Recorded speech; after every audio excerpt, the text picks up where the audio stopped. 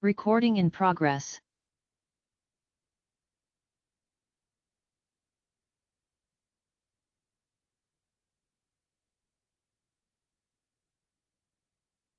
No encuentra, señor presidente. La comisión de que el señor ministro de Relaciones Exteriores va a venir acá a la siguiente semana, ¿no? Tenemos la próxima semana va a estar acá para el día martes para informarnos, como se le ha pedido, sobre el viaje a Europa y otros asuntos. Porque de lo contrario, si no viene, ya quedaríamos muy fuera de tiesto, porque la semana siguiente es distrital, ustedes sabrán, ¿no? La semana del medio es distrital, cosa que realmente es bastante insólita. Bueno, muchas gracias. En todo caso, hoy día tenemos la presencia muy grata del director del Centro de Estudios Internacionales de la Pontificia Universidad Católica, señor Jorge Sad. Jorge Sad es un distinguido académico de la universidad que se hizo cargo hace ya varios años del Instituto del Centro de Estudios Internacionales y lo ha llevado realmente, creo, por decirlo francamente, a un nivel de excelencia muy importante en el país, e incluso con buenas relaciones en el exterior. Él nos podrá decir algunas breves palabras sobre su centro, si puede hacerlo. Pero lo que interesaba fundamentalmente presentar acá es un estudio que él realiza hace tiempo con otros académicos, el más notable probablemente Sobato, a Daniel Sobato, que fue hasta hace poco el encargado de América Latina de la institución esta de sueca, ¿no? ¿Cuál es idea internacional? Que es Instituto de Estudios de América, ¿no?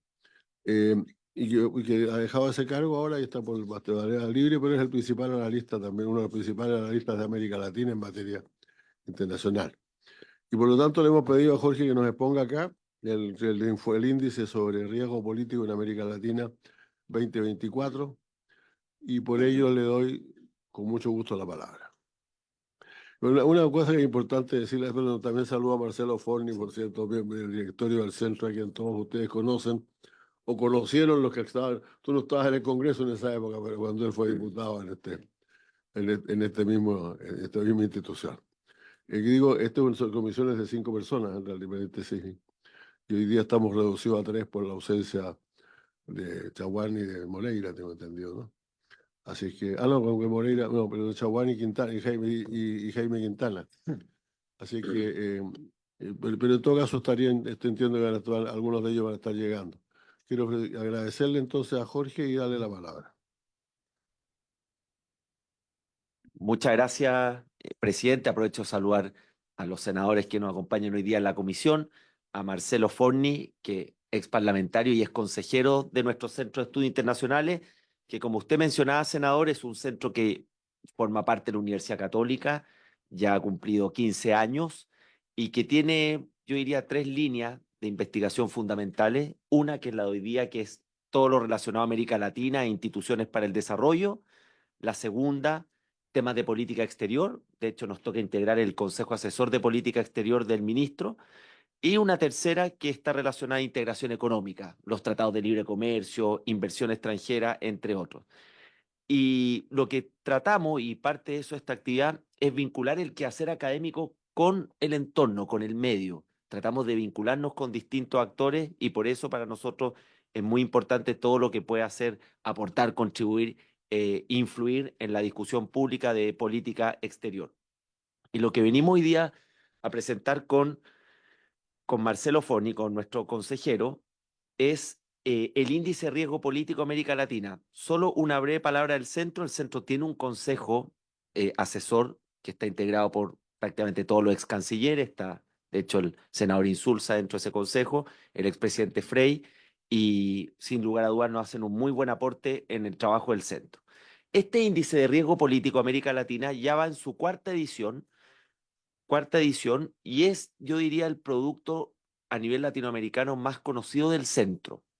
Es un índice donde durante el año, con un panel de expertos latinoamericanos, vemos cuáles son las tendencias, las amenazas, las oportunidades de América Latina, desde el punto de vista de los riesgos, y luego sometemos esto a una encuesta de más de 1.000 personas latinoamericanas. El último año logramos tener una muestra de todos los países y ellos tienen que listarlos en número de mayor incidencia menor del 1 al 10. No todos los años repetimos los mismos temas, pero sin lugar a dudas hay algunos que se mantienen como yo voy a mencionar más adelante. Riesgo político, solamente mencionar que son decisiones o eventos políticos que afectan significativamente no solamente los objetivos de un gobierno, sino los resultados de una empresa o un negocio determinado y tienen distinta probabilidad e impacto. Para ver el índice hay que entender el contexto latinoamericano de este año y diríamos que las claves del 2024 en América Latina es que vamos a tener y estamos teniendo un mayor balance ideológico entre el 2019 y el 2023. Todos los oficialismos perdieron en América Latina, con excepción de Nicaragua, donde no hay elecciones libres, y en Paraguay, que el Partido Colorado lleva prácticamente 80 años en el poder, con un pequeño paréntesis. Pero en todas perdió el oficialismo, fuera de derecha, de izquierda, de centro derecha o centro izquierda. Pero a partir del año pasado y de las elecciones este año hay un mayor equilibrio. Hay oficialismos que se han confirmado en el poder, El Salvador, República Dominicana, México, por mencionar algunos ejemplos, y otros que ha habido alternancia. Y eso genera un cuadro de mayor equilibrio. Lo segundo es que América Latina, y de acuerdo a las últimas proyecciones del Fondo Monetario Internacional, sigue creciendo menos que el promedio mundial. De hecho, si se mantienen los datos que había hasta 2023, entre 2014 y 2023 América Latina crecería anualmente a menos del 1% del PIB, como fue la década perdida del 80. Crimen organizado este año vuelve a estar en primer lugar como los riesgos políticos con una brecha mayor que la que hubo el 2023 y los gobiernos, eso lo está viviendo nuestro país, lo vive Colombia, lo viven muchos países teniendo problemas de gobernabilidad sus poderes ejecutivos. Ahí están los 4 índices. Este es un producto que cuando nosotros lo lanzamos en enero, se lanza en paralelo en unos 15 países y está en las editoriales, tiene muy buena presencia en Centroamérica, por ejemplo, no solamente en el Cono Sur, y la idea es que siga siendo un insumo de consulta y discusión sobre América Latina. La portada de este año, un poco muestra en términos binarios, obviamente siempre hay matices entre todos estos líderes, pero este mayor equilibrio eh, con las elecciones que se han desarrollado este año. Ya queda pendiente la elección de Venezuela a fines de julio, las de Uruguay, y ya tuvimos a comienzo de año El Salvador, Panamá, República Dominicana y México. Esas son las 6 elecciones presidenciales. Este es un gráfico que hicimos en el Centro de Estudios Internacionales, en la Universidad Católica, pero muestra más bien que América Latina no es de izquierda o derecha, sino que va como un péndulo moviéndose, con la particularidad que en los últimos años los ciclos políticos tienden a ser más acotados por este voto castigo a los oficialismos. Las proyecciones de crecimiento, en América Latina creciendo menos que el promedio mundial, eso tiene consecuencias naturalmente sociales, políticas, que nosotros estamos viendo. La discusión que yo les señalaba, este es un muy buen artículo del ex ministro de Hacienda de Colombia, que es académico de la Universidad de Columbia, que habla de esta nueva década perdida de América Latina. En otras palabras, el menor nivel de crecimiento que estamos viendo en Chile, que ya se arrastra hace más de 5 años, también es un fenómeno que está compartido en América Latina, con algunas excepciones en Centroamérica, pero la verdad las cosas es que la discusión es si esto se debe a un mal ciclo o bien estamos frente a temas más estructurales de productividad, de capital humano, entre otros.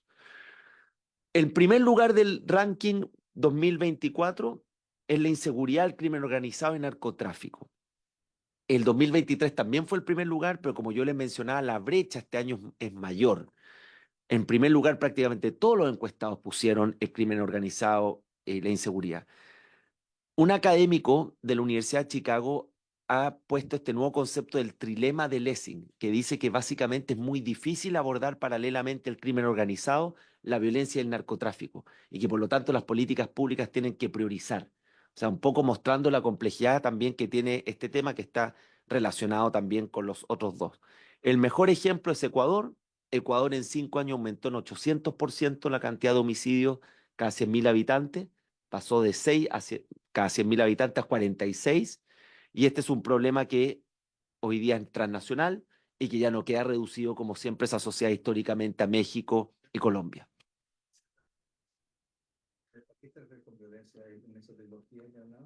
Violencia en general, violencia, narcotráfico y corrupción. Claro, y corrupción. Ese es como el trilema, que básicamente está relacionado en parte a este primer riesgo, pero el aporte de la investigación es la dificultad de abordarlo simultáneamente y que las políticas públicas tienen que priorizar. Aunque estén relacionados, tienen que poner la prioridad o en la inseguridad, o en el narcotráfico, o en la corrupción. Pero abordarlo simultáneo es inefectivo. Esto entonces como primer riesgo, acá una imagen de lo que vimos en Ecuador, tuvimos episodios a comienzos de año, también interesante a propósito de las elecciones de México, la violencia política en México, fue la elección, si tomamos desde junio del año pasado, más violenta a nivel electoral que tuvo ese país. Y esto va generando también efectos políticos, y dentro de eso, este es un muy buen artículo del The Economist que habla de que los latinoamericanos crecientemente están dispuestos a sacrificar democracia por seguridad y prosperidad, como si esto fuera un dilema. Y está el modelo, obviamente, de El Salvador, que ha sido tremendamente efectivo en reducir las cifras de crimen organizado, de homicidios, perdón, en ese país. La mitad de los homicidios de Latinoamérica el año pasado se explican por el crimen organizado. Y 8 de las 10 ciudades más violentas del mundo están en América Latina, que no es una región de amenaza bélica, pero sí muy violenta. En segundo lugar, el aumento de corrupción e impunidad siempre ha estado en los niveles altos, pero aquí básicamente es la percepción de que la lucha contra la corrupción se estancó. Se estancó, y esto sumado a los menores niveles de independencia del Poder Judicial. Incluso los países que, de acuerdo a Transparencia Internacional, están en la tabla, en la parte alta de la tabla, Uruguay, Costa Rica y Chile, también con episodios de irregularidad y de corrupción estos últimos años. En tercer lugar está la desafección democrática y, consecuentemente, el avance del populismo y autoritarismo. Esta es una tendencia que ya se ha manifestado en América Latina por más de 10 años, que es la menor valoración de la democracia.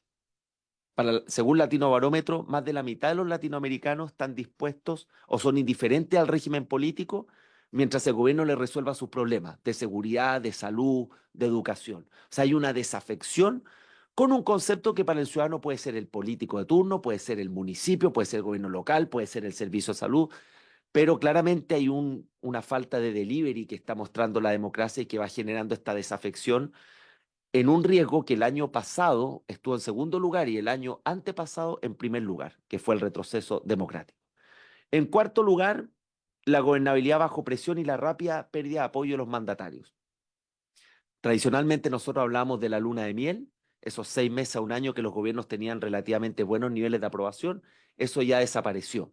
Hoy día en América Latina, con la excepción de Costa Rica, de El Salvador, López Obrador en México y hasta el momento Milei, que también está sobre el 50%, todos los líderes están con bajos niveles de aprobación y pierden esa aprobación de manera rápida. Asumen relativamente con expectativa alta o con votos prestados, entre comillas, en segunda vuelta, y rápidamente pierden el apoyo, puede ser en 1 o 2 meses. Un ejemplo es, saben lo que ha ocurrido en Chile con el presidente Boric, si uno lo compara a las pérdidas de apoyo que tenían gobiernos anteriores, que tomaba más tiempo, más semanas en que se quebrara la tendencia. En quinto lugar, el aumento de flujos migratorios, que también ha estado en niveles arriba en nuestro índice. Cerca de 8 millones de venezolanos están hoy día fuera de su país, más de 6,5 millones en América Latina, en el Cono Sur, Colombia, Chile, Perú, por mencionar algunos ejemplos. Se estima que de haber dificultades con la elección de julio o una eventual irregularidad y permanencia en el poder del gobierno de Maduro, podría haber un nuevo flujo de cerca de 4 millones de venezolanos saliendo del país. La gran pregunta es qué capacidad tiene la región de absorber un flujo. Claro, que permanezca en el poder. Claro. No, ese no es una fuente nuestra, son los estudios que, claro, no es un cálculo nuestro, sino que son estudios que han surgido a partir de la elección de Venezuela, que se estima de cuánto sería el nuevo flujo migratorio, por ahí tengo la fuente, y que señala que podría llegar a cerca de 4 millones de nuevos venezolanos saliendo del país.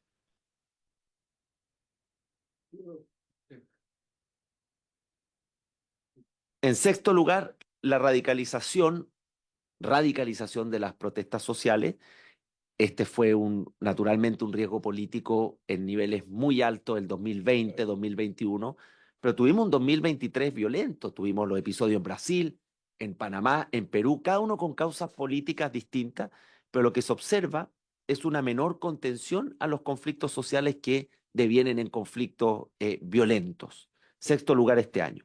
En séptimo lugar, la inestabilidad internacional no está más arriba porque para los encuestados seguramente es más tangible todo lo que hemos mencionado, pero tuvimos el año pasado el año más violento después de la Segunda Guerra Mundial, solo superado por el año de la masacre en Ruanda y el de la Guerra de las Coreas, en nivel de homicidio, en nivel de muertos a nivel mundial, y tenemos muchos conflictos abiertos, más de 40 en el mundo, y quizás los más destacados, el conflicto en Gaza, la guerra de Rusia en Ucrania, y la situación siempre de tensión en otras latitudes como es Taiwán. Esto tiene consecuencias directas desde el punto de vista de riesgo político para América Latina, desde los precios de los commodities, los precios de la energía y lo que pueda generarse eventualmente en los mercados globales. Por ejemplo, si hubiera una escalada en Medio Oriente que todavía se le asigna un nivel de probabilidad bajo en los mercados, pero siempre es una amenaza. Y ya en la última parte, el deterioro del clima de negocios, que si bien está todavía, de acuerdo al índice de la Fundación Getúlio Vargas de Brasil, bajo el nivel de la media, viene mejorando desde la última parte del 2022. América Latina tiene todas las oportunidades para dar un salto a partir de la transición energética, tiene el 60% de las reservas de litio, tiene cobalto, tiene níquel, tiene algo de tierras raras, tiene cobre, pero obviamente eso tiene que ir acompañado de buenas políticas públicas y de incentivos para la atracción de la inversión. En noveno lugar, el impacto de la tecnología, inteligencia artificial, redes sociales, ciberamenazas en la política, en cuanto puedan ayudar o colaborar a la manipulación electoral o manipulación política. También estuvo en el noveno lugar el año anterior.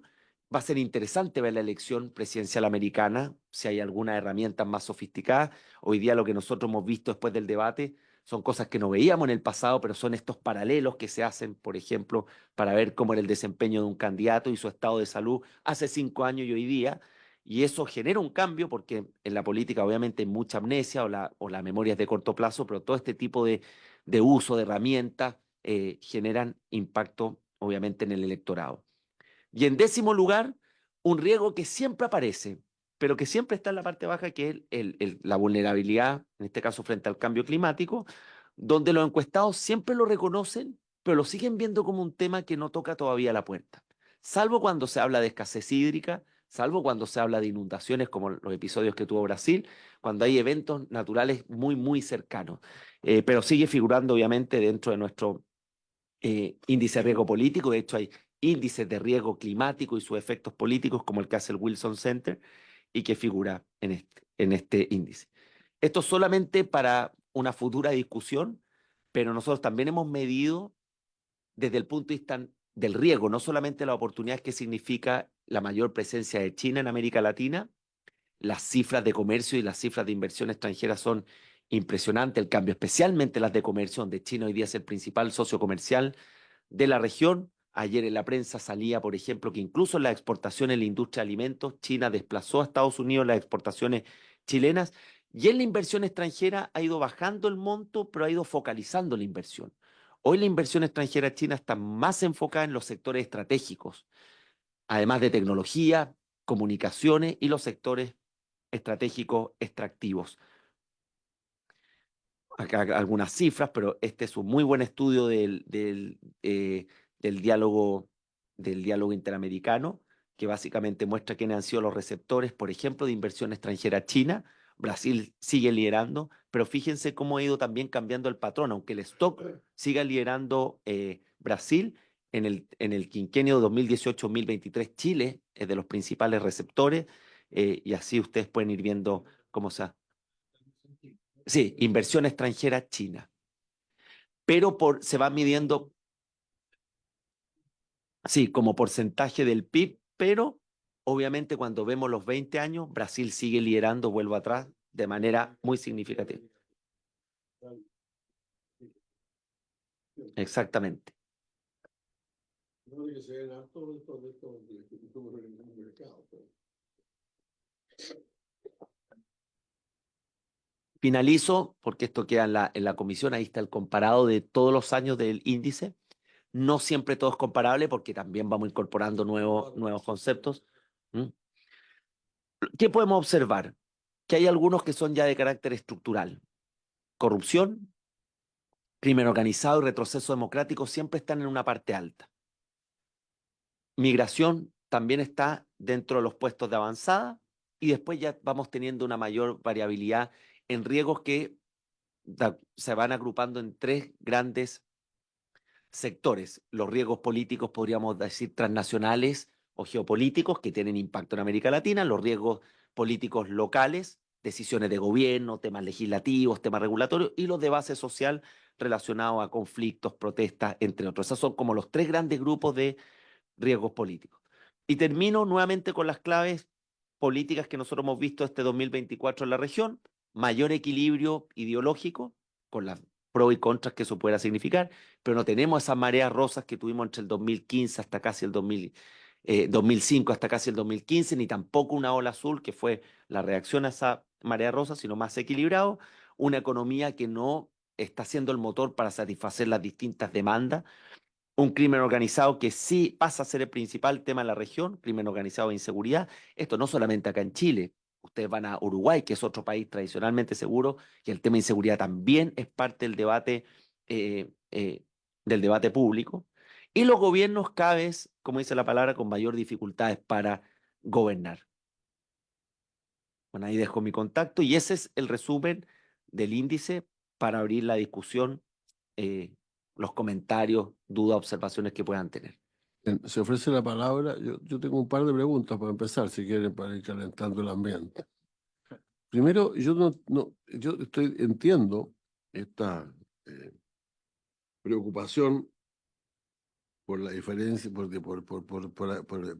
interesarse. Es decir, entiendo el problema del crimen organizado, el problema de violencia, además extendido también al fenómeno de corrupción, y esta idea de que no se puedan combatir las dos cosas al mismo tiempo, pero a mí me parece bien difícil separar narcotráfico de crimen organizado. No porque hoy día sea el narcotráfico, o sea, el crimen organizado una especie de prolongación del narcotráfico, pero sí la mayor parte de los recursos de las organizaciones criminales vienen originalmente del narcotráfico. Entonces yo creo que, o sea, es cierto que uno diría, bueno, combatamos una cosa a la vez, pero en este caso es muy difícil, y eso lo demuestra, por cierto, por las pocas experiencias que tenemos acá en materia de persecución exitosa del crimen organizado, son todas bandas que sí incursionan en cosas completamente distintas. Qué sé yo, por ejemplo, el Tren de Aragua está metido en los temas de extorsión brutalmente, también en temas de sicariato, de menor cantidad, de tráfico de personas también mucho, pero quien puso el dinero para eso es el narcotráfico, y quien sigue sustentando con eso es el narcotráfico. Yo publiqué recién un artículo ahí en el Libero esta semana, y que precisamente recordando los 10 años de la entrega del informe sobre el narcotráfico en América Latina a los presidentes de América, precisamente argumento eso, o sea que el narcotráfico ha sido el gran financista de todo de todo el crimen organizado, lo cual no quiere decir que no se pueda sustentar el narcotráfico, el crimen organizado ni sin narcotráfico hoy día, pero que sus orígenes están ahí, no cabe ninguna duda. Ahora, hoy día las bandas criminales, por cierto, con los recursos que le proporciona el narcotráfico, incursionan en cosas legales, hasta en cosas legales, ¿no? Y para poner, a mí se me ocurre un caso en este momento, creo que debe haber algún otro. Por ejemplo, el narcotráfico, es decir, el crimen organizado, gestionado en este caso por narcotraficantes, ¿no? Por el Jalisco Nueva Generación y todo esto, se ha apoderado de la pesca en toda la parte norte de México, que era que es una actividad legal, pues, perfectamente legítima. La pesca es absolutamente legal. Sin embargo, los dueños del negocio de la pesca son hoy día grupos criminales organizados nacidos del narcotráfico. Entonces, a mí me parece difícil diferenciarlo, ¿no? Y fíjate que tengo también una cierta duda respecto a la corrupción, porque yo tengo la impresión de que los principales escándalos que estaban ocurriendo hasta hace unos pocos años en América Latina, hoy día ocurren menos, se habla menos de ellos al menos. Entonces creo que hay una cierta baja en ese tema, ¿no? No, o sea, creo que ahora, naturalmente cuando la gente pregunta al ciudadano común, van a decir, son todos ladrones, todo el pueblo político son todos ladrones, etcétera. Mi impresión es que el combate a eso ha sido probablemente un poco más exitoso que el combate al narcotráfico o al crimen organizado.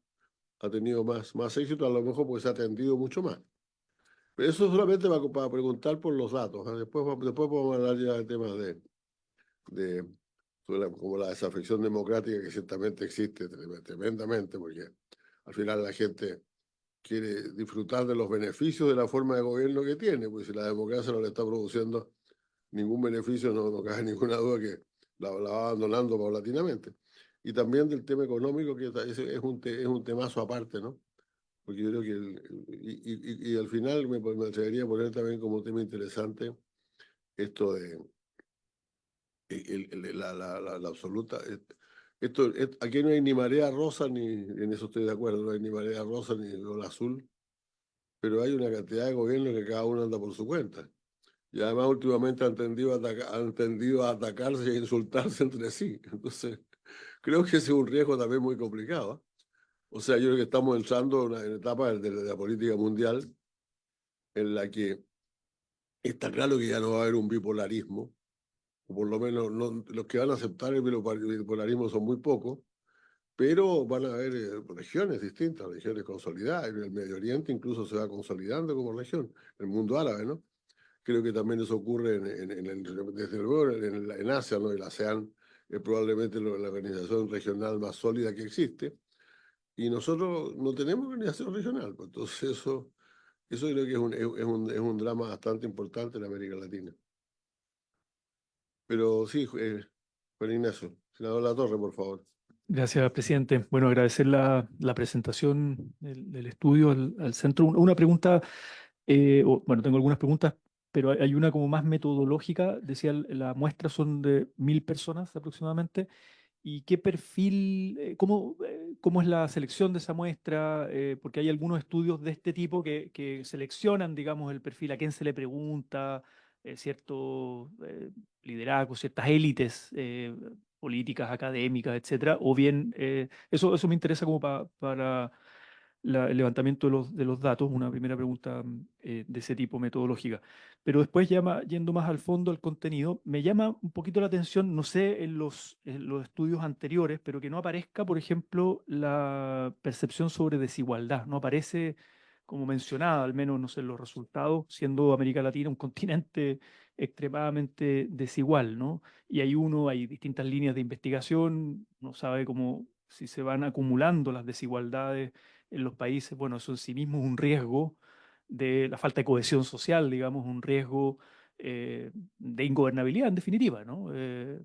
Yendo, da lo mismo si gira hacia un lado o el otro del péndulo, digamos, en términos de las preferencias políticas o los gobiernos de turno, pero el acumular estructuralmente las desigualdades es una hipótesis, en el fondo una línea teórica de investigación es un riesgo, dado que el estudio es sobre riesgo, digamos, y no aparece como mencionado, ¿no? Desigualdad, pobreza, como dos elementos bien estructurales. Ese es un punto.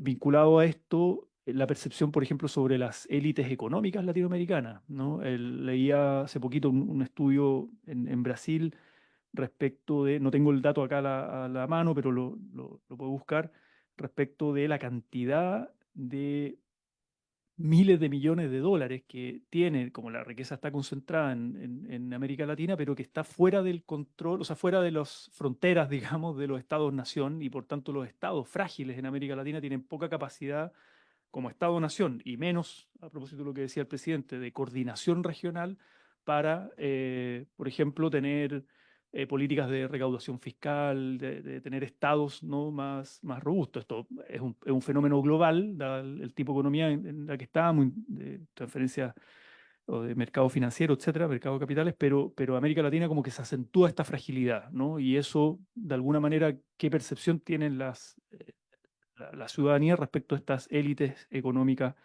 latinoamericanas que tienen sus patrimonios fuera de sus países y bueno, como concentrando gran porcentaje de la riqueza.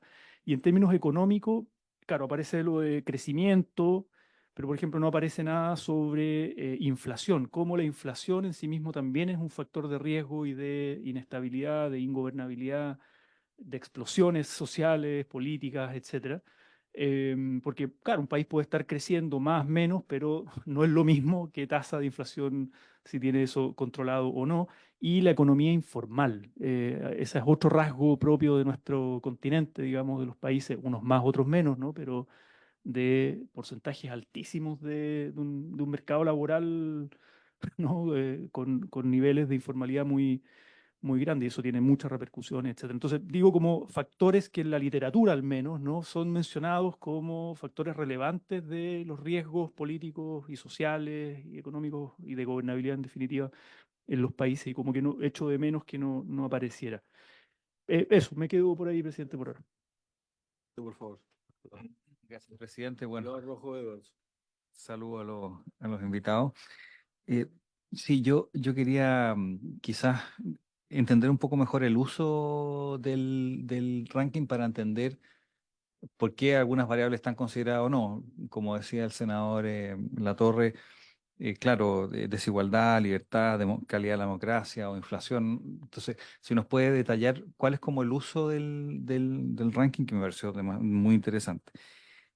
Lo segundo, respecto a la metodología, em, ustedes hablan entonces con personas de distintos países, me imagino que en igual cantidad, y ahí le preguntas cómo comparan los países, si comparan los países en términos absolutos en una variable o en términos de percepción, en términos del delta que está ocurriendo, porque en Chile, por ejemplo, podríamos pensar que el crimen organizado quizás es mucho menor que en otros países, pero como ha habido un cambio gigantesco en los últimos años, es una percepción muy alta. Entonces, cómo hacen esa comparación. Pero lo que más me importa es como entender cuál es como el uso que se le da a este índice que considero tan interesante. Después tengo un par de preguntas rápidas.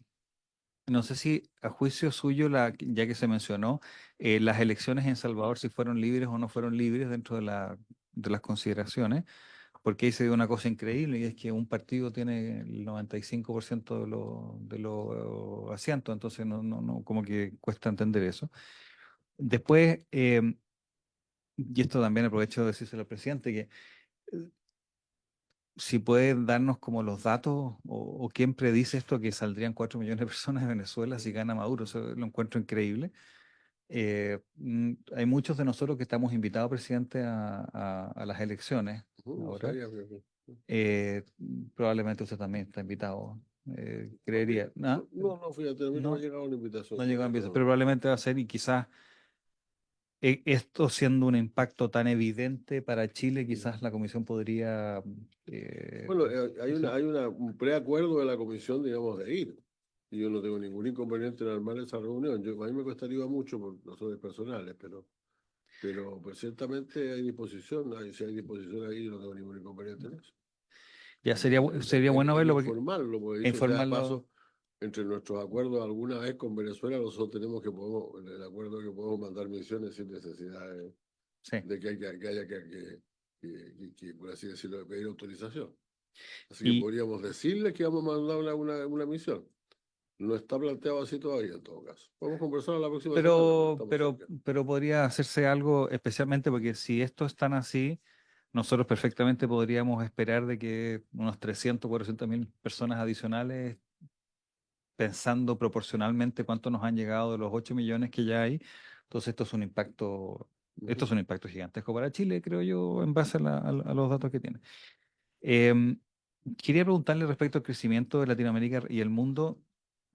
Yo no sé si tienen algún análisis, porque yo estaba viendo ahí que Europa está en el orden del 1%, ¿no es cierto? Nosotros del orden del 2,3, 2,4%, el mundo 3, que es la media, África en orden del 4%. No sé si está alineado eso respecto al nivel de desarrollo previo o Latinoamérica efectivamente estamos demasiado más bajo considerando nuestro nivel de desarrollo. No sé, eso no sé si es parte del índice, pero a mí me interesa saber Muy bien, la le opinión. damos la palabra entonces, le damos la palabra a don Jorge Sad para responder a esto. Es una primera vuelta, por así decirlo. Muchas gracias por la pregunta, el comentario y el interés, en definitiva, por el tema del índice de riesgo político. Son varias temáticas. Lo primero, respecto de las preguntas y comentarios de usted, presidente, esta es una tesis académica la que dice que no se pueden abordar simultáneamente corrupción, violencia y el tema del narcotráfico o crimen organizado, narcotráfico y corrupción. Pero básicamente es la simultaneidad, pero sin lugar a dudas está interconectado. De hecho, cuando vino hace un año el editor del Financial Times para América Latina y le preguntaban de narcotráfico, decían, bueno, mientras estén los mercados americanos y europeos tan pujante, tan demandante, el tema no va a tener solución. Luego uno hace el doble clic en el crimen organizado y es muy heterogéneo, porque efectivamente en Venezuela, por ejemplo, hay muchas pandillas, pero no son estos carteles como uno asocia el Tren de Aragua, que es un otro ejemplo, o los carteles que uno ve mexicanos. Entonces, tiene mucha varianza, muchos tipos de organizaciones, y lo que yo mencionaba al comienzo es una tesis que parece novedosa, que también la está desarrollando el profesor Luna en la Universidad Católica, un poco de reacción a esto que se dice como los tres temas están entrelazados, tenemos que abordarlos simultáneamente y con la misma prioridad y fuerza. Respecto al segundo tema de corrupción, senador, el índice también se alimenta de fuentes primarias. No todo lo que nosotros mencionamos son fuentes creadas por nosotros, sería un trabajo prácticamente inabordable. Y en el tema de corrupción y el ranking a nivel regional que está América Latina se basa en el índice de percepción de corrupción de Transparencia Internacional, que como todo índice de percepción puede tener sesgos, pero es hoy día el más reconocido a nivel internacional, porque faltan datos duros que dijeran de acuerdo a las sentencias que hay en un país relacionadas a delitos de corrupción.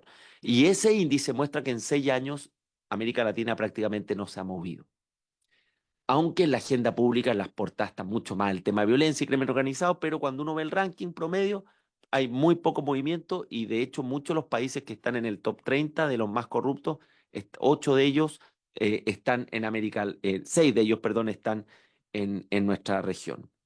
Después el senador mencionaba el tema de la economía, se lo voy a dejar también para un poco más adelante, y estos nuevos matrices. Acá estamos en la matriz cuando decimos marea roja, marea rosa o la azul es la matriz política, pero claramente hoy día hay otras matrices, están los liderazgos de corte más disruptivos, se podría decir, o formas distintas de hacer política. Si uno se fija en los de mayor popularidad en América Latina, son muy distintos ideológicamente. O sea, López Obrador no tiene ninguna relación con... Sí, Lo puedo decir desde el punto de vista de la amenaza a la democracia, porque de eso hay de ambos lados, ¿no? Más que en alguna otra época, ya no vale el agrupar todo eso junto con un determinado color político, sino que hay todo tipo de regímenes que son bastante, por así decirlo, claramente contrarios a la democracia, que pertenecen a ideologías completamente distintas. claro. Que el ejemplo, podríamos decir, Milei, Bukele, López Obrador, estamos viendo tres que hoy día están con altos niveles de popularidad y que entre ellos son muy distintos ideológicamente, pero generan una conexión con la población que también quizá habría que estudiarlo como nueva matriz. Eso respecto a los primeros comentarios del presidente. Respecto a los comentarios del senador Latorre, metodología. Esto ha ido progresando en el tiempo. El año pasado fue el primer año que tuvimos una muestra de todos los países, pero con proporciones distintas. No hemos logrado tener una proporción equivalente en todos los países. Y este es un índice regional. Me explico. Nosotros no comparamos países.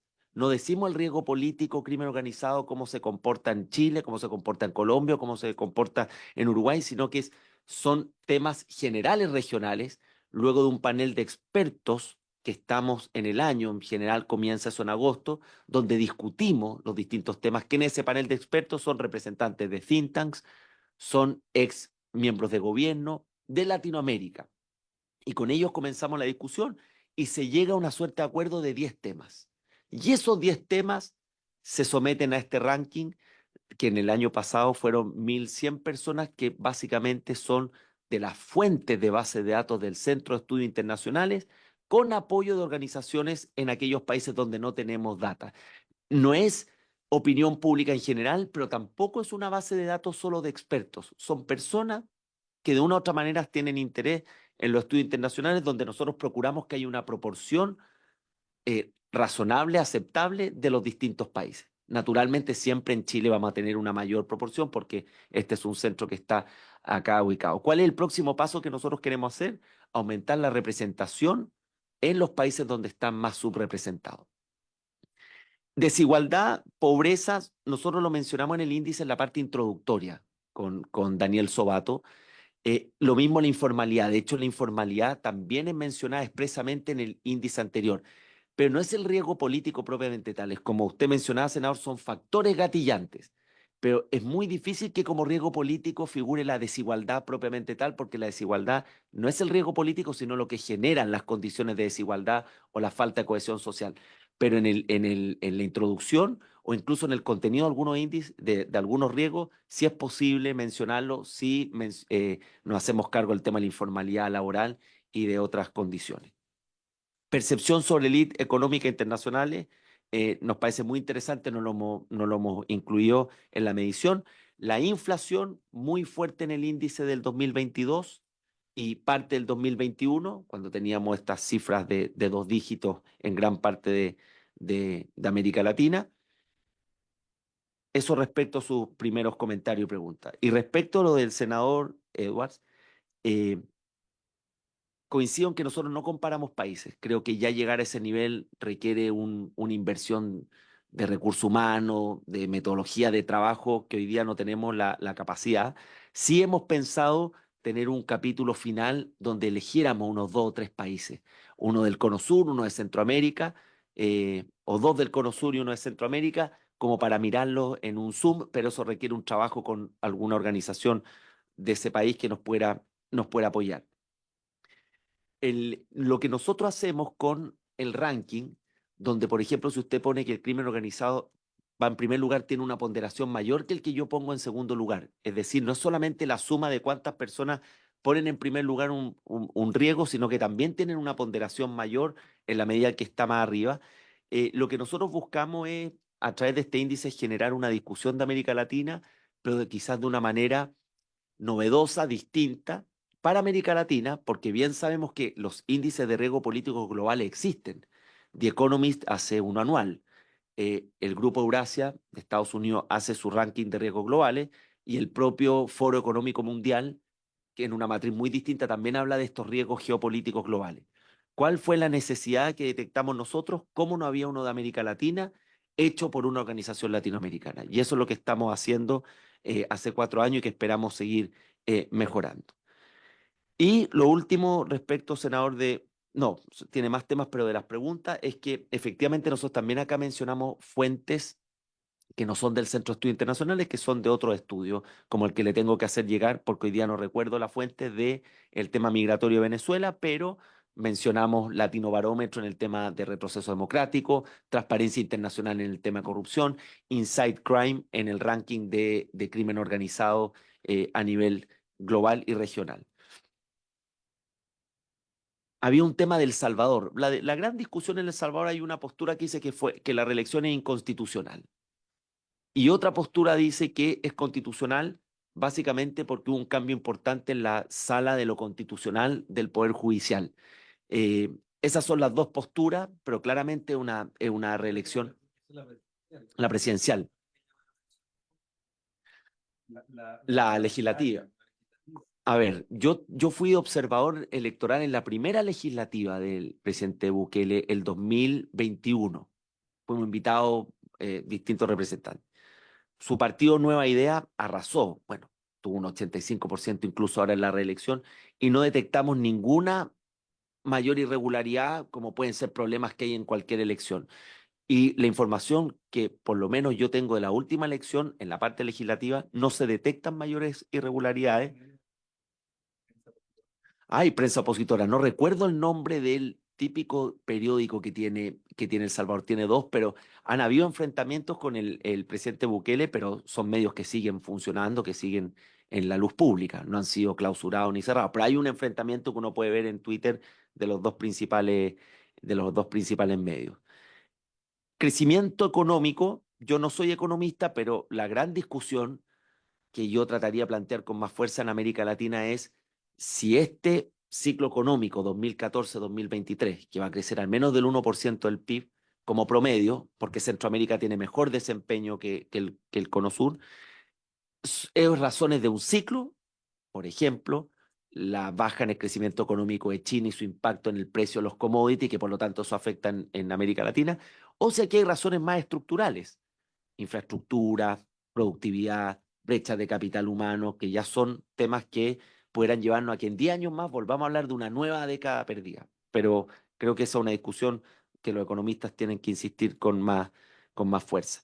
Asia, sudeste asiático con buen desempeño, Centroamérica mejor desempeño que el Cono Sur, Europa, usted, senador, mencionó, y Estados Unidos, que depende a quien le pregunten. Si le preguntan a los demócratas, dicen que Estados Unidos va por buen marcha económica, y si le preguntan a los republicanos, dicen que va por mala marcha, que es una manifestación de la polarización que hay en todos los temas, salvo, diría yo, en el tema de China en Estados Unidos.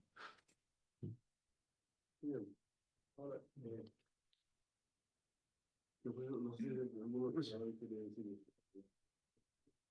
Mira, yo creo que efectivamente, desde el punto de vista, a mí no me cabe ninguna duda de que Bukele tiene mayoría en El Salvador. No, no me cabe ninguna duda, porque hay que haber estado en El Salvador antes, ¿eh? Hay que haber estado ahí antes, cuando mataban 30 personas por cada fin de semana. Entonces eso realmente es difícil de explicar cuál es el clima que se genera, y el clima que genera sobre todo en gente que no es política, que no tiene ningún interés en la política. Pero al mismo tiempo yo creo que efectivamente él ha ido crecientemente, y después de la elección, exagerando en un carácter mucho más autoritario, más allá de que pueda permitir que le publiquen cosas a gente que no, que tiene pocos recursos como para hacer alguna oposición efectiva. Todo esto de la democracia de partido único, creo que desde los tiempos de Leonid Brezhnev no se escuchaba semejantes declaraciones y otra serie de cosas, sino que realmente él está decidido a quedarse ahí de manera lo más definitiva posible.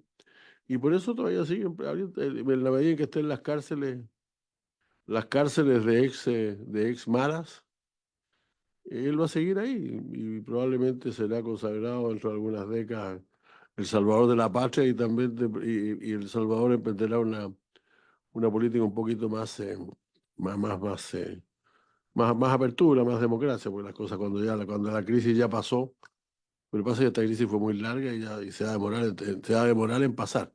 Cuando la crisis ya pasó, yo creo que eso va a tener algún cambio. A mí, en general, yo digo, al margen de que ciertamente hay cifras económicas no pésimas, ni mucho menos el crecimiento del crimen organizado en Centroamérica es bastante fuerte, ¿eh? No es solamente un problema económico. O sea, basta con mirar las tomas de la acción de la policía en Honduras para darse cuenta que más allá del color político, se ha entrado claramente por un crimen, por un camino también bastante rudo, bastante violento. En Nicaragua, ¿para qué hablamos? En Guatemala, bueno, Guatemala es un gobierno que habría que ver qué es lo que está pasando con él, pero parece ser todavía el único que de alguna manera se va viviendo por un cierto camino de centro. Los demás están muy penetrados del tema en Costa Rica, sin ir más lejos. Las tasas de crecimiento de la delincuencia son 4 o 5 veces las que eran un par de años atrás, ¿no? Entonces, yo creo que en eso falta todavía. Yo creo que, yo creo que en la medida en que la gente veo en el informe, va siendo cada vez más consciente del problema del crimen organizado como el tema central. A lo mejor habría que buscar es decir, meterse más en él y en las diferencias que hay, porque la verdad es que creo que ese fenómeno desgraciadamente va a durar varios años todavía. Ahora, hay una cosa que es interesante decir para esto de que tú dices que ni marea rosa ni ni lo otro. La verdad es que yo diría que hay un cierto sesgo si se considera que los dos mayores países de América Latina, los dos que entre paréntesis tienen el 60% de la población, pues, que son Brasil y México, están un poquito, no voy a decir que sean de izquierda, no, creo que no. Creo que el gobierno de Lula es un gobierno claramente moderado todavía, y además que mira, nos ha metido mucho más en la cosa internacional. Pero creo que, y México también. Entonces yo creo que esos dos países de alguna manera pueden marcar una cierta señal distinta en la región en los próximos años. No sé qué opinas tú, pero. Perdón, y Marcelo, si quiere decir algo también, por favor. Muy contento nomás de estar aquí, presidente. Y antes de que responda Jorge, solo decirles que ponemos el centro a disposición de esta comisión. Ojalá que tengamos las mejores relaciones con la comisión y además queremos, más adelante probablemente lo va a ratificar Jorge, pero queremos invitarlos a que concurran a la universidad a un almuerzo con el rector, con el consejo, como Comisión de Relaciones Exteriores del Senado. Muy bien, muchas gracias. Vamos a hacer uso de esa invitación de todas maneras, muy pronto. Jorge, tu palabra para cerrar ya, Sí, porque vamos a terminar ahora me ya. sumo a la invitación que hizo nuestro consejero Marcelo Forni, agradecer porque fue el que gestionó toda esta invitación al Congreso. Para nosotros es importante, acá están los tomadores de decisión y en estos temas que son tan relevantes. Así que les vamos a hacer llegar esa invitación a la universidad y nos ponemos a disposición para las discusiones que ustedes tengan donde podamos aportar. Yo diría, presidente, que Brasil eh, forma, está mirando, sabe que es la octava economía del mundo, entonces mira a los otros 7 como competidor. O sea, Brasil tiene esa cosa que sabe que es gigante, que sabe que es una de las top 10 economías mundial, entonces mira a esos 7, con todo lo que eso significa, incluso con la relación natural que tiene con Argentina. Y México está tratando de ver de cómo a partir de el tema geopolítico entre Estados Unidos y China y el COVID, que ha generado toda esta disrupción o este cuestionamiento de cómo se organizan las cadenas globales de suministro, puede aprovechar esto que se llama el nearshoring o relocalización de las cadenas de suministro. Los datos preliminares muestran que principalmente la relocalización ha sido reinversión de las empresas existentes en México, más que la instalación de nuevas empresas. Pero claramente hay una tendencia favorable a México en cómo Estados Unidos va a querer ir relocalizando algunos de sus centros de producción, lo mismo que ocurrió en Asia, de algunas fábricas que han ido o procesos que han ido saliendo de China hacia Vietnam, hacia Malasia, y en nuestro lado del mundo respecto de México. Esos son como temas, diría yo, más allá de los gobiernos, si son de derecha, izquierda o como se les quiera calificar, lo de Brasil y lo de México. Va a ser interesante, creo yo, presidente, ver si es que se genera ahí una suerte de alianza, porque México y Brasil siempre han competido, naturalmente, en la región. ¿Ah? UNASUR un poco fue manifestación de eso en su época con Brasil, el CELAC por el lado de México. Pero sí vemos hoy día, que lo mencionó, creo usted, que hay menor ánimo, menor atención a esta coordinación regional, a esta integración, a este diálogo.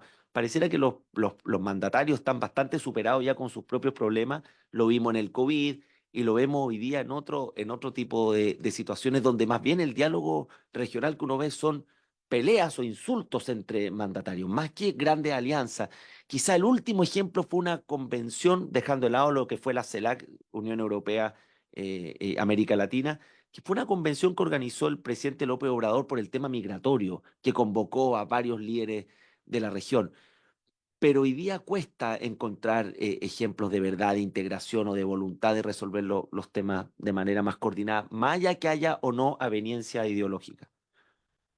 Muchas gracias. Yo te voy a agregar una última cosa. Yo diría unos 3 años atrás más o menos, fue una reunión organizada por el gobierno, era organizada en realidad por el gobierno argentino de ese momento, ¿no? Pero era fundamentalmente en dirección de la CELAC, o sea, la reunión era para ver cómo hacemos la reunión de la CELAC, que, este, que dicho sea de paso, es fundamentalmente vista como la Organización de las Américas sin Canadá y sin Estados Unidos, ¿no? Y la verdad es que casi al concluir la reunión, el presidente Fernández, que era el presidente del momento ahí, pidió, invitó, dijo que había invitado al presidente de México, Andrés Manuel López Obrador, a decir unas palabras ante este foro. Y el presidente López Obrador, para sorpresa de todo el auditorio, que era más bien un cierto desencanto de todo el auditorio, dijo que él creía que cualquier acuerdo comercial de América Latina tenía que ser incluyendo a Estados Unidos. Y ahí me ha sorprendido realmente, incluso al mirar en la campaña mexicana, cómo el tema de que son una nación de América del Norte empieza a ser muy fuerte, incluso en sectores que son supuestamente sectores más latinoamericanos, más progresistas, ¿no? Porque esa es la realidad, además, la realidad material. Con esto del nearshoring, además a México le ha ido estupendo. O sea, a los estados del norte de México les está yendo muy bien desde el punto de vista económico. Entonces, creo que ese es un dato. Y el otro dato es la presencia prominente de Brasil en el llamado BRIC, en el cual ya era miembro de Brasil. Era Brasil, Rusia, y China y Sudáfrica, y me falta uno. No es Indonesia, la India, la India. Indonesia no ha entrado todavía, pero probablemente va a entrar luego. Ahora entraron los Emiratos Árabes Unidos, entró Irán también. Y de pronto se empieza a convertir en un grupo bien interesante desde el punto de vista político, ¿no? Y Brasil está ahí. O sea, entonces, el riesgo de que las dos mayores potencias de América Latina eh, discurran hacia dos lados completamente distintos, no deja de ser bastante complicado. Y yo pienso que en realidad algunos de los sudamericanos, incluido Chile, no están prestando atención suficiente a la necesidad de que Brasil realmente se sienta mucho más el que representa América Latina más allá de cualquier otra consideración. Pero en fin, vamos a terminar aquí si les parece. Están invitados a almorzar, como ustedes saben, los señores senadores, con nuestros amigos. Y en nombre de Dios, habiéndose cumplido el objeto de esta sesión, ella se levanta.